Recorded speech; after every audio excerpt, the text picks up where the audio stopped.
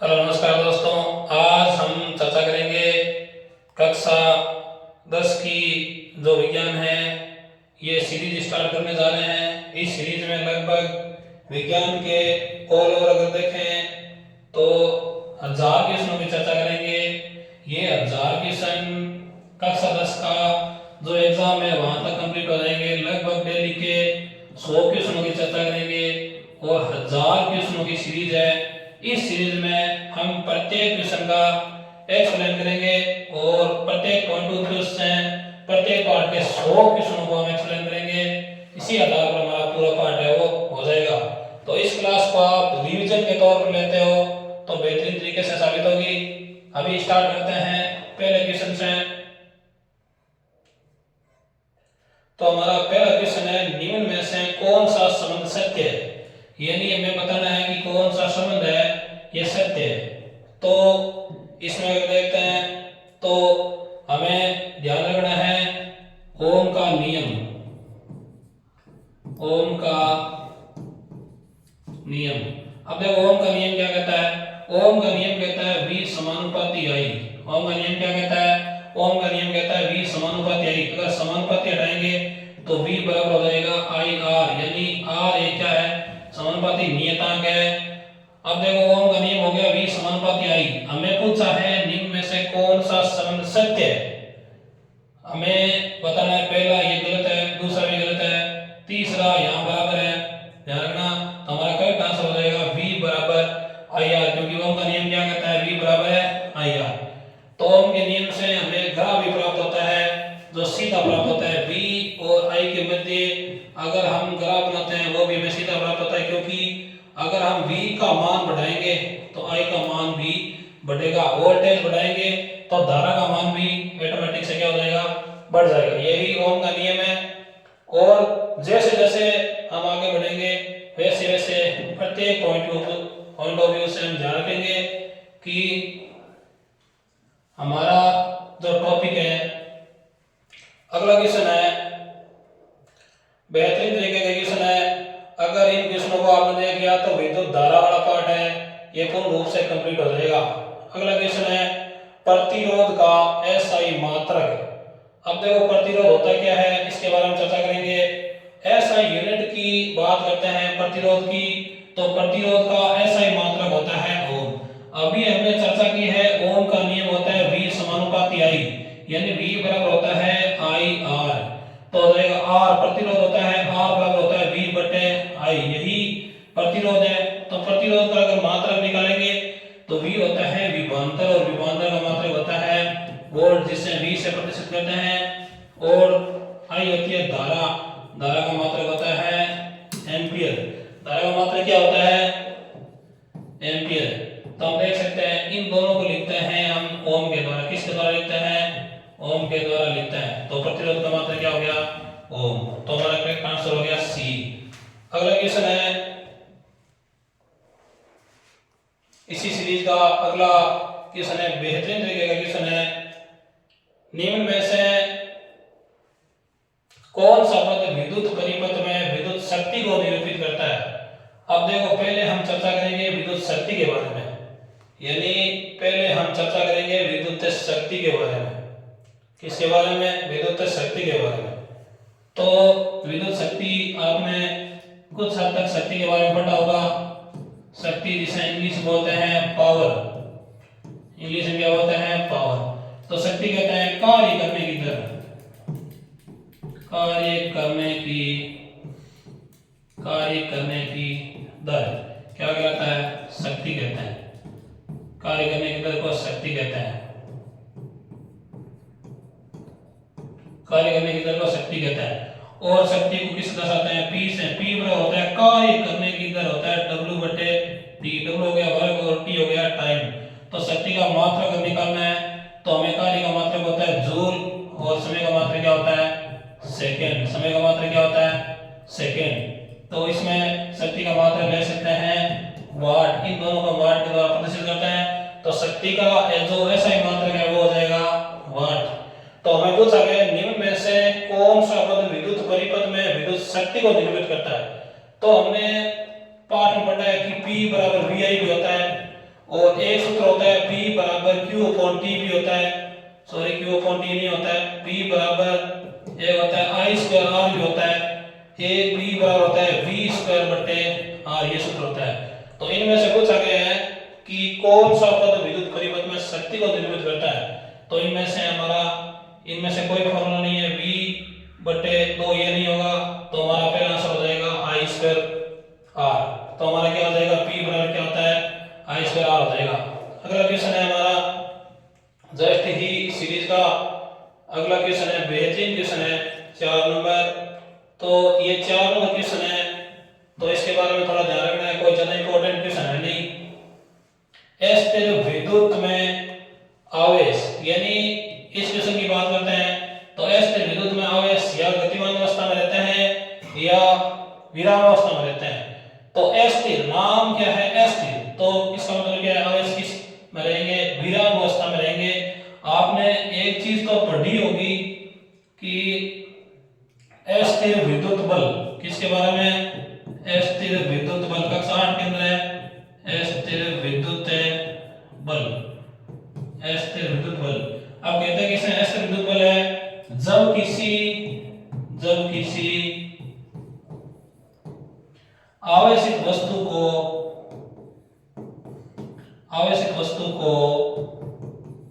अनावेशित या आवेशित वस्तु के पास लाया जाता है तो उनके मध्य असंपर्क बल लगता है। कौन सा बल लगता है, असंपर्क बल लगता है, और ये बल होता है अस्थिर विद्युत बल। ये भी आपको साथ साथ में ध्यान रखना है। अगला क्वेश्चन है हमारा इस सीरीज का,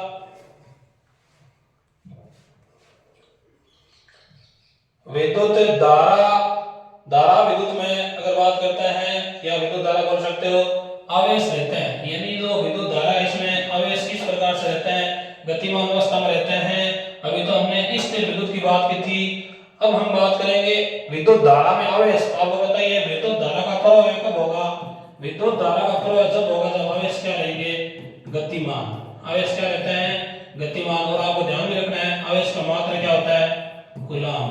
आवेश का मात्रा क्या है, कूलम। साथ साथ में प्रत्येक क्वेश्चन को आपको ध्यान रखना जिसका आंसर हो जाएगा गति की अवस्था में। अगला क्वेश्चन है हमारे पास इसी प्रकार का बेहतरीन क्वेश्चन है, तो ध्यान रखना, थोड़ा टेक्निकल एरर आ रहा है बीच में।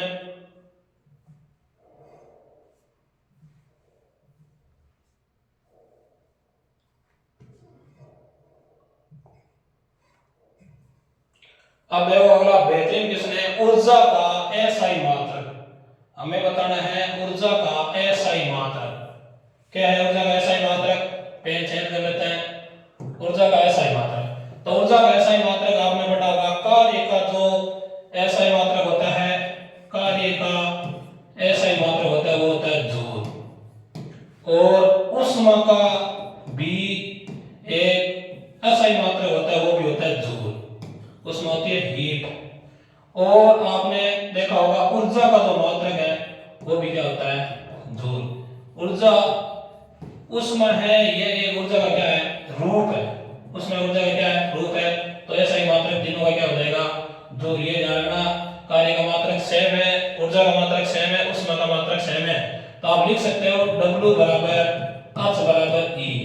W होता है कार्य, H होता है हीट, और E होता है एनर्जी। कार्य, ऊष्मा और ऊर्जा तीनों क्या होते हैं, बराबर होते हैं, जूल जूल जूल। इस प्रकार से आपको ध्यान रखना है। अगला हमारा क्वेश्चन है इस सीरीज का, आवेश का मात्रक है। बेहतरीन क्वेश्चन आपके सामने है, आवेश का मात्रक है।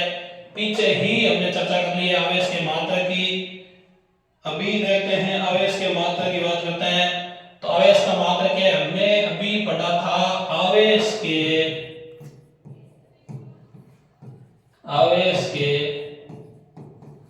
प्रवाह की दर, आवेश के प्रवाह की दर को क्या कहते हैं, विद्युत धारा कहते हैं, विद्युत धारा कहते हैं, विद्युत धारा कहते हैं। ये धारा विद्युत धारा कहते हैं। विद्युत धारा होती है I बराबर Q अपॉन T।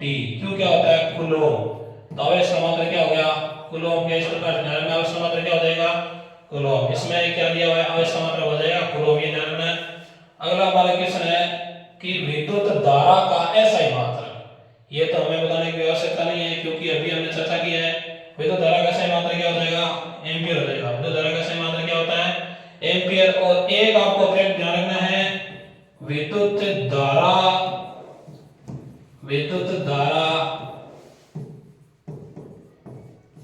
मापने वाला यंत्र, विद्युत धारा मापने वाला यंत्र ये होता है एमीटर। ये क्या होता है, एमीटर होता है, ये ध्यान रखना।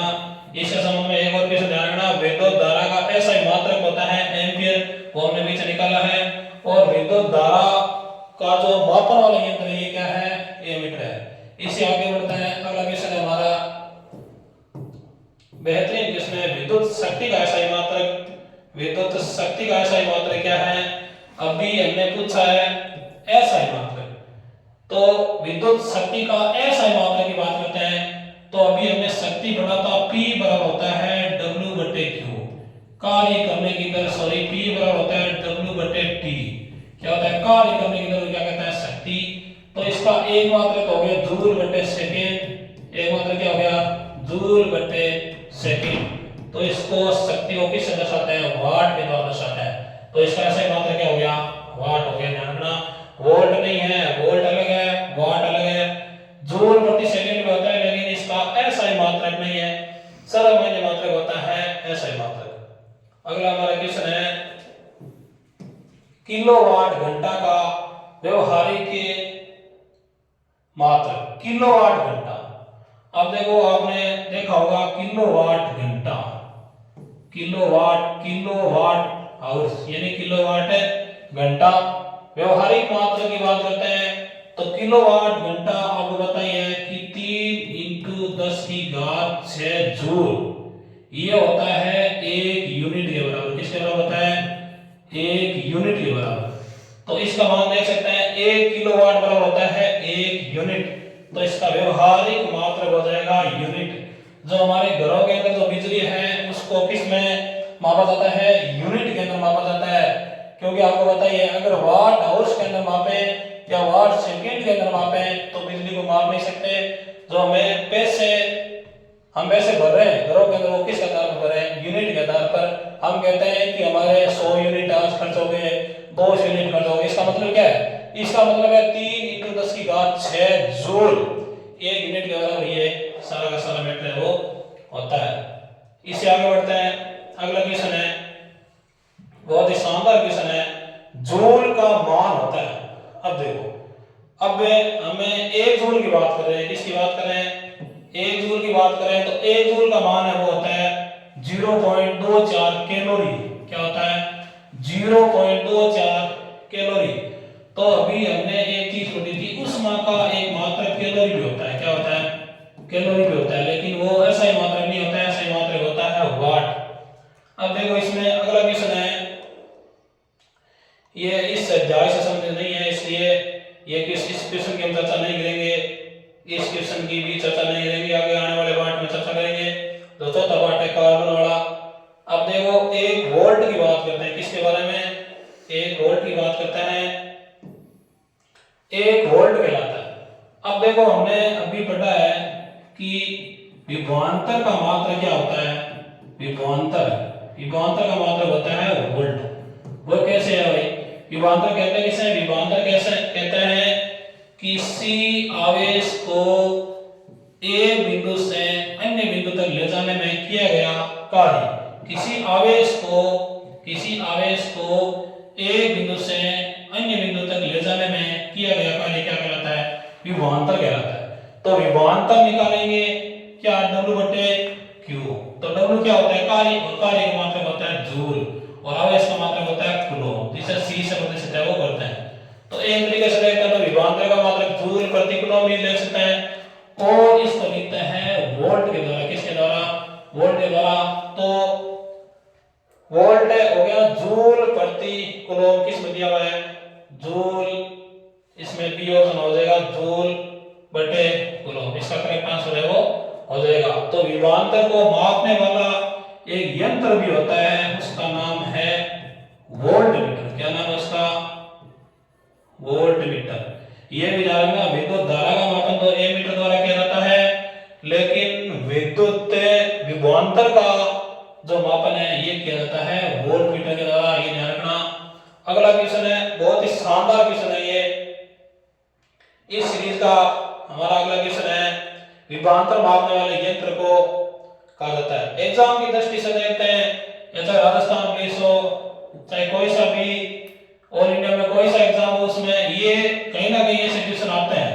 कक्षा 10 की कोई आवश्यकता नहीं है, लेकिन हर एक एग्जाम में आते हैं। तो विभवांतर का जो मात्रक है वो तो होता है वोल्ट, लेकिन विभवांतर को मापने वाले यंत्र क्या कहते हैं, वोल्ट मीटर। और ये होता है विद्युत धारा को मापते हैं। किस मापते हैं, विद्युत धारा। विद्युत धारा मापी जाती है एमीटर के द्वारा। और अब देखो इसमें हम चर्चा करेंगे अभी सारे के सारे यंत्रों के बारे में। तो ऐसी ही हमारे पास सभी एक पीडीएफ आएगी, जिसमें सभी के सभी सूत्रों की चर्चा करेंगे। अगला क्वेश्चन है हमारा, किसी कुंडली का प्रतिरोध ज्ञात करने का सूत्र। किसी कुंडली का प्रतिरोध ज्ञात करने का सूत्र। तो अभी हमने पढ़ा है कि V समानुपाती क्या होता है, I ओम का नियम कहता है, और V बराबर क्या होता है, I R। तो R लिख सकते हैं, R बराबर क्या हो जाएगा, R बराबर हो जाएगा V बटे I हो जाएगा। ये है प्रतिरोध का सूत्र। प्रतिरोध, किसी भी कुंडली में प्रतिरोध ज्ञात करने का सूत्र। तो इनमें से कौन सा है, R बराबर V बटे I, ये हमारा फॉर्मूला है प्रतिरोध का, ये ध्यान रखना। और प्रतिरोध का जो मात्रक है वो होता है ओम, ये भी ध्यान रखना। प्रतिरोध का मात्रक क्या है, ओम। और इस प्रतिरोध का अर्थ क्या है, परिपथ में मान सकते हो धारा के बारे में क्या है, बाधा उत्पन्न करता है, ये ध्यान रखना। प्रतिरोध का मतलब क्या है, इंग्लिश बोलते हैं रेजिस्टेंस, और इसका मतलब क्या होता है, बाधा उत्पन्न करना। अगला क्वेश्चन है हमारा, इससे आगे बात करते हैं। तो बेहतरीन तरीके का क्वेश्चन है, जस्ट ही हमने अभी 16 क्वेश्चनों की चर्चा की है। इस प्रकार के बहुत सारे ऐसे क्वेश्चन है।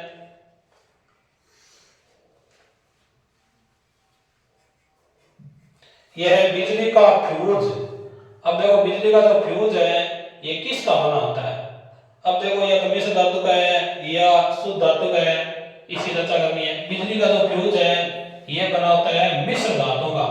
तो ये हो जाएगा तांबे और टिन का हो सकता है। आपको पता है ये फ्यूज क्या करता है, हमारे जो घरों में जो परिपथ है इसी क्या करता है, सुरक्षा करता है। परिपथ क्या करता है, हमारे घरों में सुरक्षा प्रदान करता है, ताकि मान लो कभी कभी हमारे घरों के अंदर 220 वोल्ट की बिजली आती है। अगर 220 वोल्ट से बिजली ऊपर आ गई तो क्या होगा, 220 वोल्ट से ऊपर आने के बाद ये फ्यूज क्या हो जाएगा, ऑटोमेटिक से पिघल जाएगा। पिघलने के बाद वहां से परिपथ में धारा क्या हो जाएगी, पूर्ण रूप से क्या हो जाएगी, कट हो जाएगी।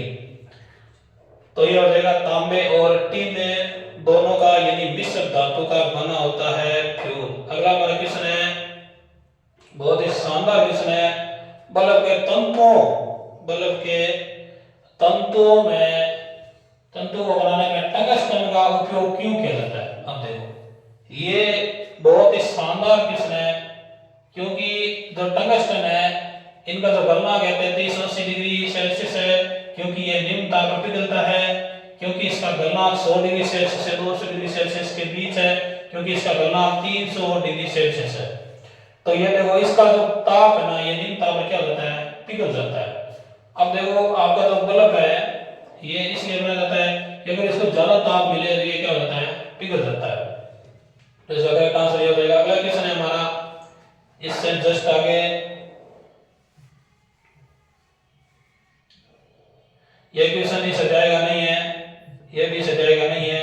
आगे क्वेश्चन की अगर चर्चा करते हैं तो चालक में इलेक्ट्रॉन तभी गमन कर सकता है जब चालक के अनुदिश। अब देखो चालक में हमें क्या करना है, इलेक्ट्रॉनों को क्या करना है, गमन करना है। आपको बताइए आवेश के प्रवाह की दर क्या कहलाती है, आवेश के प्रवाह की दर विद्युत धारा कहलाती है। आवेश के प्रवाह की दर क्या कहलाती है, विद्युत धारा कहलाती है। तो हमें चालक में इलेक्ट्रॉन तभी गमन कर सकता है जब चालक के अनुदिश क्या करता है, विद्युत दाब में कोई अंतर नहीं होता है। विद्युत दाब में अंतर होता है, विद्युत दाब तब सभी स्थानों पर समान होता है, विद्युत दाब का कोई महत्व नहीं। तो इसमें ये ध्यान रखना, विद्युत दाब में क्या होता है, अंतर होता है, तभी क्या होता है इलेक्ट्रॉनों की क्या होता है, एक स्थान से दूसरे स्थान पर प्रवाह होता है। अगला हमारा क्वेश्चन है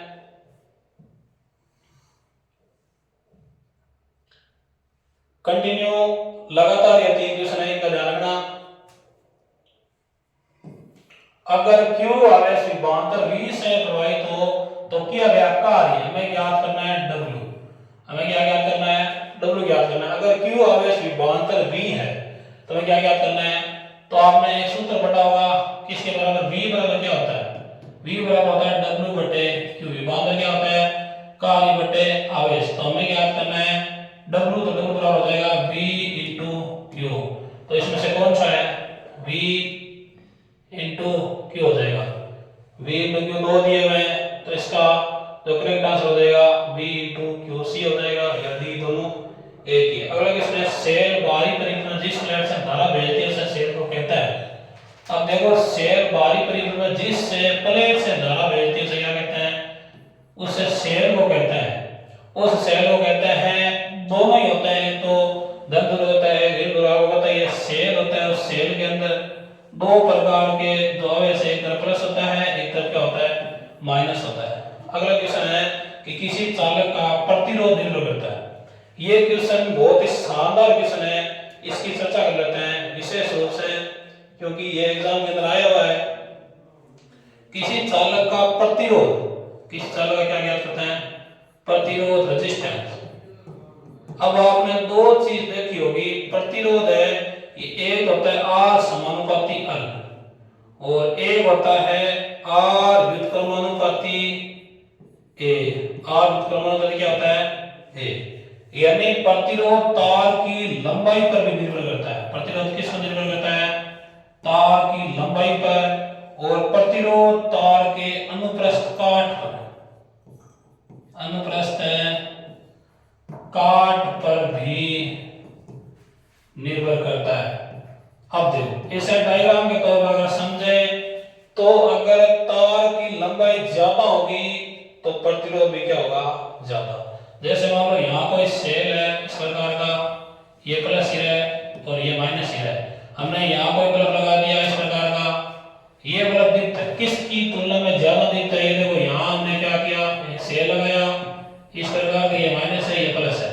अब देखो मैंने क्या किया, तार की लंबाई बेहतरीन तरीके से बढ़ा दी और हमने यहाँ एक बल्ब लगा दिया। अब बताओ किस में प्रतिरोध ज्यादा है, तो प्रतिरोध ऑटोमेटिक से किसमें ज्यादा हो जाएगा, इसमें, क्योंकि तार की लंबाई इसमें क्या है, ज्यादा है। तो ये होता है R समानुपाती L। तार की लंबाई जितनी ज्यादा होगी प्रतिरोध उतना ही क्या होगा, ज्यादा होगा। अगला है R व्युत्क्रमानुपाती A। A क्या है, अनुप्रस्थ काट। जैसे मान लो ये पेन है तो इसका जो बीच वाला एरिया अनुप्रस्थ काट की बात कर रहे हैं। जिस तार का, ये मान लो पतला तार है तो इसका प्रतिरोध भी क्या है, ज्यादा है। ये मान लो थोड़ा सा बड़ा तार है, इसका अनुप्रस्थ काट है वो क्या है, ज्यादा है, तो प्रतिरोध क्या हो जाएगा, कम। इसका मतलब हमें अगर कहीं भी किसी भी परिवर्तन पर तार लेना है तो वो तार लेना है जिसका अनुप्रस्थ काट का क्षेत्रफल क्या होना चाहिए, ज्यादा होना चाहिए। कम तार, जो कम अनुप्रस्थ काट वाला तार है, ये क्या हो जाएगा, जल के नष्ट हो जाएगा। तो ये दो फॉर्मूले आपको ध्यान में, इसे प्रतिरोधकता भी ज्ञात कर सकते हैं। इसे क्या ज्ञात कर सकते हैं, प्रतिरोधकता भी ज्ञात कर सकते हैं। कैसे, अभी हमने पढ़ा है कि R समानुपाती L और R व्युत्क्रमानुपाती A। तो आप ऐसे भी लिख सकते हो, समानुपाती हटा सकते हो, R रो L बटे A ऐसे भी हो सकता है। ये क्योंकि रो है, ये रो है प्रतिरोधकता, क्या है ये, प्रतिरोधकता, और ये एक पदार्थ की प्रकृति है, प्रतिरोधकता। और प्रतिरोधकता का मात्रक होता है ओम इंटू मीटर। क्या होता है, ओम इंटू मीटर। ये ध्यान रखना प्रतिरोधकता के संबंध में। अगला हमारा क्वेश्चन है, किसी स्थायी विद्युत धारा I द्वारा समय t में उत्पन्न ऊष्मा की मात्रा क्या है, यदि ऊष्मा। अब देखो आपने काफी हद तक ऊष्मा का, जो ऊष्मा ताप का जूल का ताप नियम, जूल का ताप नियम, कौन सा नियम, जूल का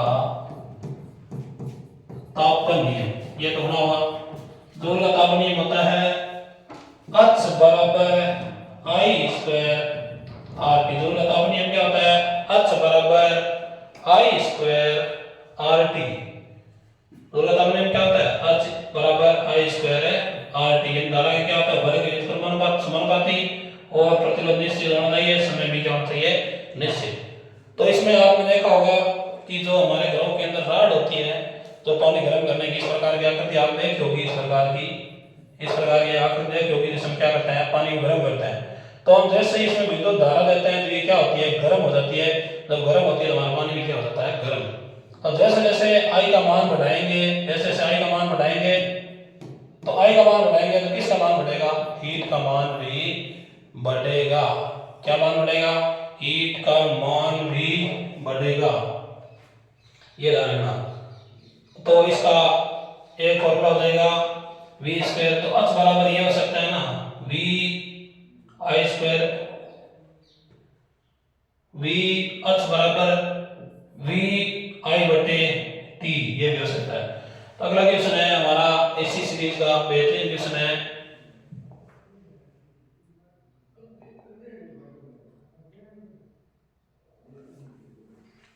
इसी सीरीज का बेहतरीन तो टेक्निकल एरर है, बार बार ये वीडियो यहाँ से गायब हो रही है। अभी हमने क्वेश्चन देखा था,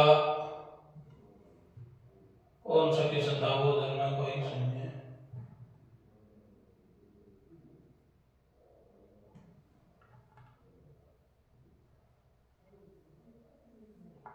हाँ, ये क्वेश्चन था। अब हमारा अगला 27 नंबर क्वेश्चन है, जिन पदार्थों में विद्युत मुक्त रूप से प्रवाहित हो सकते हैं उन्हें कहते हैं।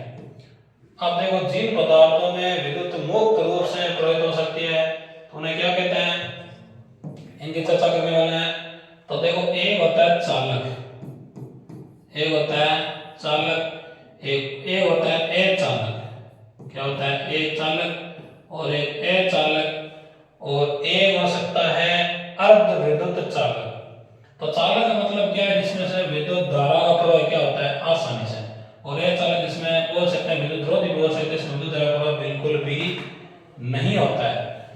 तो जिन पदार्थों में विद्युत मुक्त रूप से प्रवाहित हो सकते हैं उन्हें क्या कहते हैं? विद्युत रोधी नहीं कहते हैं, विद्युत चालक कहते हैं। ध्यान रखना, ये तीनों आपको ध्यान रखना है। मुक्त रूप से होता है चालक के अंदर, जिसमें विद्युत धारा का प्रवाह बिल्कुल भी नहीं होता है, होता है चालक। और जिसमें से विद्युत धारा का प्रवाह थोड़ा थोड़ा होता है वो होता है अर्धचालक। क्या होता है? अर्धचालक। अगला हमारा इस सीरीज का बेहतरीन तरीके का क्वेश्चन है, उसकी बात करते हैं। जिन पदार्थों से विद्युत प्रवाह आसानी से नहीं होती है उसे क्या कहते हैं? ये भी हमने अभी चर्चा की है। आसानी से नहीं होता है, आसानी से नहीं होने का मतलब क्या? विद्युत रोधी हो गए। क्या हो गया? विद्युत रोधी। इस सीरीज का अगला क्वेश्चन है कि एकांक समय में विद्युत आवेश के परिणाम के प्रभाव को क्या कहा जाता है? एकांक समय में ये होती है विद्युत विभव। क्या होती है? विद्युत विभव होता है। विद्युत विभव का मात्रक विभवांतर के समान ही होता है। जानना क्या होता है? विभवांतर के समान ही होता है। अब देखो, अगला हमारा क्वेश्चन है कि विद्युत प्रवाह की दिशा मानी जाती है। अब देखो, विद्युत धारा की दिशा क्या होती है? प्लस से माइनस की ओर। तो विद्युत धारा की दिशा क्या हो जाएगी? किसी भी अगर परिपथ की बात करते हैं, मान लीजिए कोई परिपथ है, यहाँ कोई बल्ब लगा हुआ है, इस प्रकार से ये बैटरी है, माइनस है, ये प्लस है। तो विद्युत धारा का प्रवाह है ना, ये प्लस से क्या होता है? माइनस की ओर होता है। तो करंट है ना आई, ये किस की ओर बहती है? प्लस से माइनस की ओर। तो धन टर्मिनल से ऋण टर्मिनल की ओर है वो इसकी दिशा होती है, ये ध्यान रखना। अगला हमारा क्वेश्चन है, विद्युत प्रवाहित कर किसी धातु की वस्तु पर अन्य किसी वांछित धातु की परत निक्षेपित करने के प्रक्रम को क्या कहते हैं? विद्युत प्रवाहित कर। तो ये बात हम करते हैं तो ए और बी दोनों हो जाएगा। एक आपने नाम सुना होगा विद्युत लेपन भी बोल सकते हैं, और इसका नाम यशद लेपन भी होता है। क्या है? यशद लेपन। इसमें क्या करते हैं? इसमें कोई मान लो एक बना लिया इस प्रकार का, इसमें धातु डाल दी और इसमें विद्युत धारा प्रवाहित करके उसमें क्या किया जाता है? लेपन किया जाता है इस प्रकार से, ताकि संसाधन से बचाया जा सकता है। तो विद्युत बंदी द्वारा हो सकता है और ये होता है विद्युत लेपन हो सकता है। इसका आंसर क्या हो जाएगा? विद्युत लेपन या यह शब्द लेपन इसका करेक्ट आंसर हो जाएगा। अगला क्वेश्चन है कि विद्युत चुंबक बनाने के लिए उपयुक्त पदार्थ है। विद्युत चुंबक बनाने के लिए उपयुक्त पदार्थ कौन सा है? तो बात करते हैं विद्युत चुंबक बनाने के लिए उपयुक्त पदार्थ कौन सा है। अब देखो विद्युत चुंबक कहते किसे? चुंबक का मतलब क्या है? लोहे एवं लोहे युक्त पदार्थों को अपनी ओर आकर्षित करना। लोहे एवं लोहे युक्त पदार्थों को अपनी ओर आकर्षित करना। अपनी ओर आकर्षित करना क्या कहलाता है? चुंबक कहलाता है। तो नरम लोहा एक प्रकार का क्या है? चुंबक है। विद्युत चुंबक बनाने में, अब देखो हमें विद्युत चुंबक बनानी है तो हमें नरम लोहे का इस्तेमाल करना होगा, तब जाके हमारी अच्छे से चुंबक का निर्माण हो सकेगा। अगला क्वेश्चन है इसी सीरीज का बेहतरीन क्वेश्चन है, किसी विद्युत धारा के सतत तथा बंद पथ को क्या कहते हैं? यहां से विद्युत धारा के पार्ट में से यहां से क्वेश्चन आ सकता है एक नंबर का कि विद्युत परिपथ किसे कहते हैं। यहां से डायरेक्ट क्वेश्चन आएगा विद्युत परिपथ किसे कहते हैं? किसे कहते हैं विद्युत परिपथ?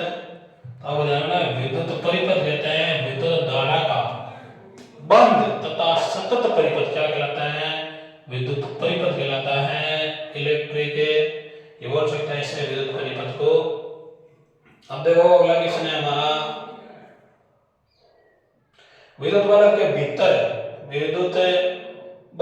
भीतर भरी निष्क्रिय गैस भरी जाती है, से कौन सी है? देखो अब आपको बताइए विद्युत बल्ब के भीतर निष्क्रिय गैस से भरी जाती है, क्यों भरी जाती है? आपको बताइए बल्ब की आकृति इस प्रकार की होती है और इस बल्ब में आपको पता है कि एक इस प्रकार की तंतु होती है। ये तंतु जिसे इंग्लिश फिलामेंट बोल सकते हैं। ये कौन सी धातु की होती है? टंगस्टन की होती है। किसकी होती है? ये ध्यान में एक क्वेश्चन आ सकता है यहां से। ये किसकी बनी होती है? टंगस्टन की बनी होती है।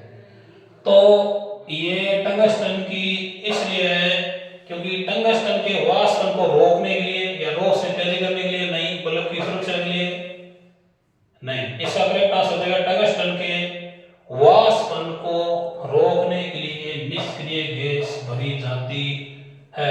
ये ध्यान रखना, वाष्पन को रोकने के लिए भरी जाती है, ये होती है निष्क्रिय गैस। अब देखो अगला हमारा क्वेश्चन है,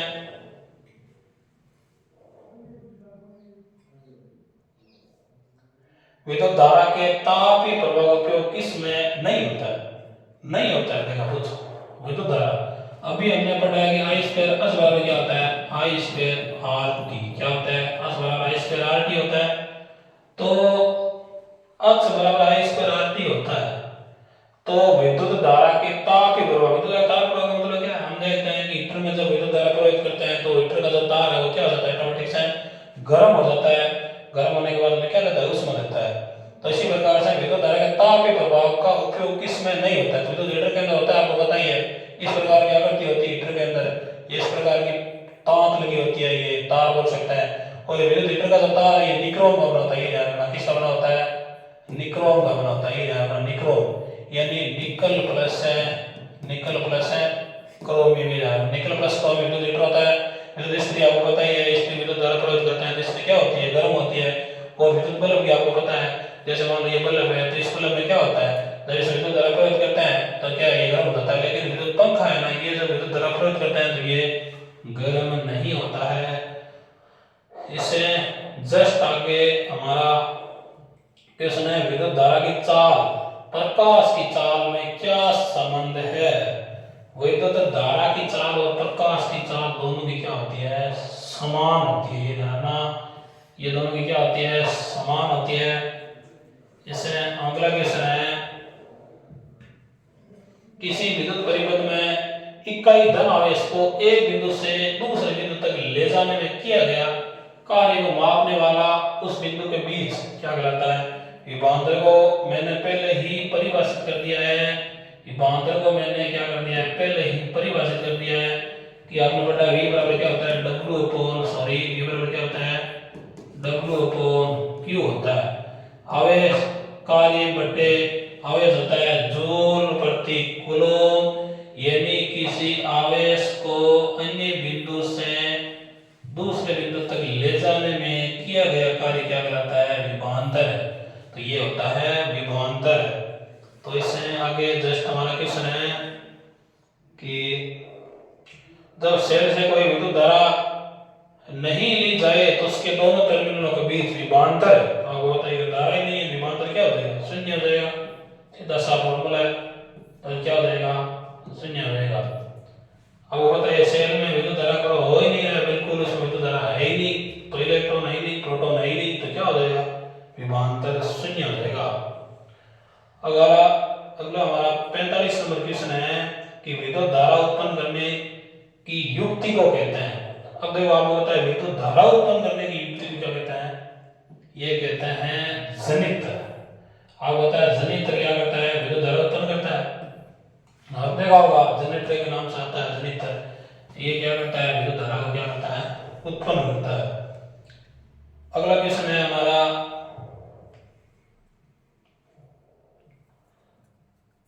उस सुरक्षा उपकरण का नाम बताइए जो उस सुरक्षा विद्युत उपकरणों को क्षतिग्रस्त होने से रोकता है, वे संभावित आग से बचाव करता है। अभी हमने फ्यूज के बारे में सर्वप्रथम चर्चा की थी। ये परिपथ में क्या करता है? सुरक्षा प्रदान करता है और संभावित आग से क्या करता है? बचाता है। क्योंकि मान लो ये कोई परिपथ है, इस परिपथ में कल को अगर धारा का मान अगर ज्यादा हो गया तो ये पल्लव इसकी कैपेसिटी भी 100 वाट की, अगर इससे ज्यादा धारा आएगी तो ये क्या हो जाएगा? फ्यूज हो जाएगा। अगर हमें पूरे परिपथ को बचाना है तो इससे पहले हमें क्या लगाना पड़ेगा? फ्यूज लगाना पड़ेगा। और ये फ्यूज क्या करता है? परिपथ की क्या करता है? क्षतिग्रस्त होने से बचाता है, अर्थात रक्षा करता है। देखो पढ़ लेते हैं थोड़ा। फ्यूज एक सुरक्षा उपकरण है जो विद्युत उपकरणों को क्षतिग्रस्त होने से रोकता है, वे संभावित आग से बचाव करता है। जब धारा क्रांतिक स्तर से यानी एक निश्चित स्तर से धारा अधिक होती है तो फ्यूज पिघल जाता है, जैसे परिपथ में विच्छेद हो जाता है, जिससे धारा प्रवाह रुक जाता है। अब मान लो यहाँ परिपथ है, फ्यूज लगा हुआ है, ये फ्यूज क्या यहाँ से कट हो गए तो पूरा परिपथ क्या हो गया? पूरा का पूरा कट हो गया। ये परिपथ हमारा क्षतिग्रस्त होने से बचा। फ्यूज एक ऐसा उपकरण है तो विद्युत धारा के ताप के बराबर कार्य करता है। आपको पता है फ्यूज गर्म हो जाता है, एक क्रांतिक ताप के बाद क्या हो जाता है? फ्यूज उड़ जाता है, ताप पिघल जाता है। इसमें एक फ्यूज तार होता है जिसका गलना कम होता है। यह एक परिपथ में यंत्र के साथ श्रेणी क्रम में जुड़ा होता है। जब भी धारा प्रवाहित होती है तो इससे उसमें उत्पन्न होगी और ये फ्यूज तार को पिघलने लगती है। इससे आगे हमारा क्वेश्चन है कि यदि Q नेट आवेश T समय तो निम्नलिखित में से कौन सा समीकरण सही है? अब देखो इसमें दिया हुआ नहीं है, इसमें जो विद्युत धारा वाला है यही है। ये होता है I बराबर क्या होता है? विद्युत धारा के अंदर आपने पढ़ा है I बराबर क्या होता है? I बराबर Q अपॉन T होता है।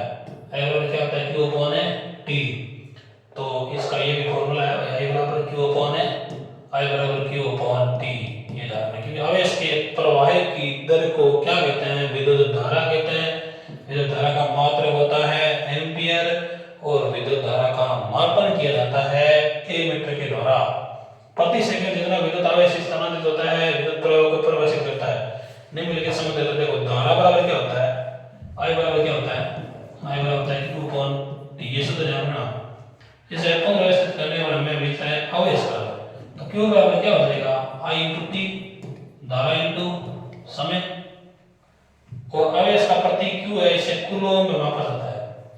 ये थोड़ा गलत है, आवेश का मात्रा कूलोम है, ठीक है, कूलोम में मापा जा सकता है। करंट का प्रतीक I है, इससे एम्पीयर मापा जाता है, ये भी सही है। समय का मात्रक T है, सेकंड इसका मात्रक हो जाएगा और ये Q बराबर I इंटू T, ये भी सही है। अगला क्वेश्चन है हमारा। अब देखो यहां से बेहतरीन तरीके से 3 4 5 7 क्वेश्चन यहाँ चार जाएंगे। विद्युत चुंबकीय प्रेरण के नियम का उपयोग के निर्माण में किया जाता है। पहले ये पढ़ लेते हैं ये क्या कहता है। विद्युत चुंबकीय प्रेरण के नियम एक विद्युत या चुंबकीय क्षेत्र का उपयोग करके हमें विद्युत धारा प्रवाहित करके चुंबकीय क्षेत्र उत्पन्न करके, आपको बताइए किसी परिपथ में धारा प्रवाहित करेंगे तो इसके चारों ओर कौन सा क्षेत्र उत्पन्न हो जाएगा? चुंबकीय क्षेत्र उत्पन्न हो जाएगा। मैग्नेटिक फोर्स चुंबकीय क्षेत्र उत्पन्न हो जाएगा। अब ध्यान रखना, तो विद्युत उत्पन्न करने के लिए विभिन्न तरीकों का वर्णन करते हैं। ये होता है जनित्र। क्या कहलाता है? जनित्र। अब जनित्र के बारे में देखो, विद्युत जनित्र एक ऐसा उपकरण होता है जो यांत्रिक, रासायनिक ऊर्जा या चुंबकीय या विद्युत क्षेत्र से विद्युत धारा उत्पन्न करता है।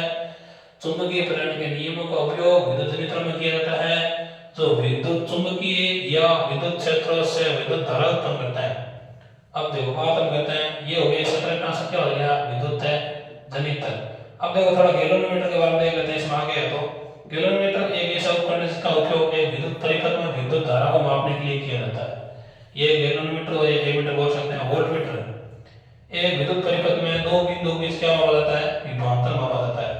अब देखो विद्युत मोटर की बात करते हैं। विद्युत मोटर क्या करती है? आपको पता है विद्युत ऊर्जा को यांत्रिक ऊर्जा में क्या करती है? परिवर्तित करता है।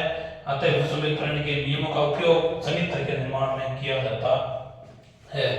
इन प्रत्येक पॉइंट ऑफ व्यू से इन क्वेश्चनों का ध्यान रखना। आगे हमारा क्वेश्चन है इस सीरीज का, 1 किलोवाट घंटा किसके बराबर है? ये तो हम पढ़ चुके हैं। 1 किलोवाट घंटा 3 × 10 की घात 6 जूल। अगला हमारा क्वेश्चन है विद्युत घंटी किस प्रभाव पर कार्य करती है? एकदम आसान क्वेश्चन है। विद्युत घंटी आपको पता है कि चुंबकीय प्रभाव के, विद्युत घंटी 108 के अंदर है। ये क्वेश्चन तो बहुत आसान है। चुंबकीय प्रभाव के द्वारा ये विद्युत घंटी काम करती है। अगला क्वेश्चन है कि लघुपतन के समय परिपथ में विद्युत धारा का मान होता है। अब देखो लघुपतन कब होता है? जब एक होता है विद्युमन्य तार, कौन सा तार? विद्युमन्य तार। और एक होता है उदासीन तार, कौन सा तार? उदासीन तार। विद्युमन्य तार का जो कलर है ये होता है लाल। कैसा होता है? लाल। और इसका कलर होता है काला। ये जानना। एक होता है भूसंपर्क तार, उसका कलर अलग होता है। तो अब देखो इसका कलर कैसा हो जाएगा? परिपथ समय क्या होता है? धारा का मान क्या हो जाता है? बहुत अधिक पड़ जाता है, तभी तो क्या होता है? लघुपतन होता है, शॉर्ट सर्किट होता है। अगला क्वेश्चन है हमारे पास, कौन सा छठा क्वेश्चन है? इससे पहले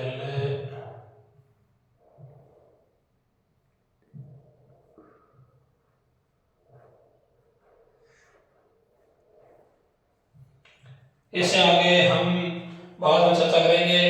अगर वीडियो अच्छा लगे तो लाइक करना, चैनल को सब्सक्राइब करना और दोस्तों के साथ ज्यादा से ज्यादा शेयर करना। इसी प्रकार की ये तो हमारा पहला पार्ट है। अभी तो शुरुआत हुई है। आगे आने वाला समय आपका है 1000 क्वेश्चनों की विज्ञान की सीरीज आने वाली है, जिसमें विद्युत धारा आज हो गई है। लगभग थोड़ा सा दूसरा पार्ट इसका आने वाला है। तो अब हम आगे दूसरा पार्ट लेंगे और उसके प्रत्येक 50 से 60 क्वेश्चन लेंगे और उस पार्ट को क्या कर देंगे? पूरा कंप्लीट कर देंगे।